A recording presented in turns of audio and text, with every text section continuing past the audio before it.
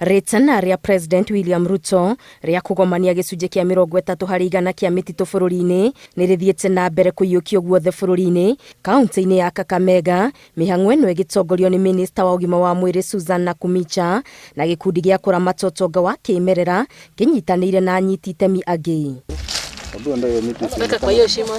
Akiruta ndũmĩrĩri yake handũ-inĩ ha munene wa maminista Musalia Mudavadi, Minister wa ũgima wa mwĩrĩ Susan Nakhumicha augĩte ũhandi wa mĩtĩ nĩ njĩra ĩmwe ya kũgacĩrithia ũgima wa mwĩrĩ, kuona mĩtĩ nĩ kĩhumo kĩa maĩ matheru, matunda, o ũndũ ũmwe na rĩera rĩtheru. Rais wetu William Samoei Ruto amesema as a ministry we are shifting from curative services to promotive and preventive health services.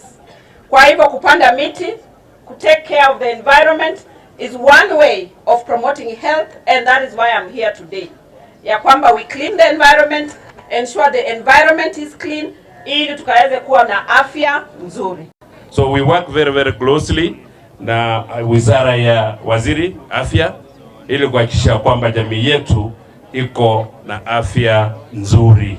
Tupande miti ya kutosha pale nyumbani kwetu pamoja na forest. Mongereire atĩ ũcenjia wa rĩera ũcũngagĩrĩrio nĩ rĩera rĩrũrũ kuma ndogo-inĩ ya ngari na iganda, na ũguo o ũrĩa bũrũri ũrakũra noguo ũrabatara mĩtĩ mĩingĩ. In the presence of sunlight, all the trees soak back carbon from the environment.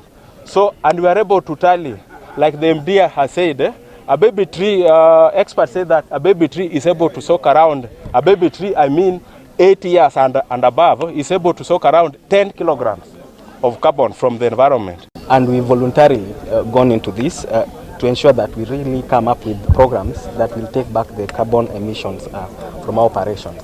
So Kakamega is just by the start, and there are many other projects that are in line, including our internal operations. We are doing a lot to ensure that we either minimize or reduce, and where possible we offset our carbon emissions. Kambuni ya motungata ma ũkui wa ndege ya 748 Airlines yugĩte nĩ yamũrĩte ĩka 7,000 cia mũgũnda iria ikũhũthĩka ũhandi-inĩ wa mĩtĩ.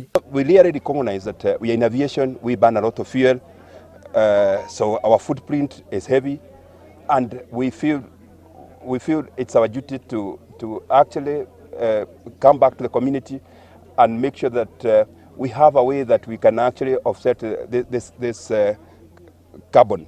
Our carbon print. We need to reduce it. There is no question about it. Hamwe na mĩtĩ ĩrĩa ĩhandĩtwo nĩ mĩtĩ ya kĩmerera ĩrĩa ĩrĩ na moguni maingĩ, na thirikari ĩrorio ĩgathe mawatho ma kũgitĩra mĩtĩ teno kuona yoyaga ihinda iraya gũkũra. This forest was quite thick. Ilikuwa msituni mzuri, lakini sasa nimeshangaa kuona hali ambayo iko until now we are rehabilitating it.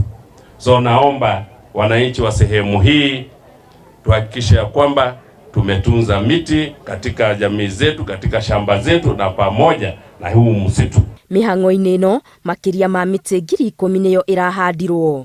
Ngĩribotera Inooro TV, Geto wa Maria wa Mũigana.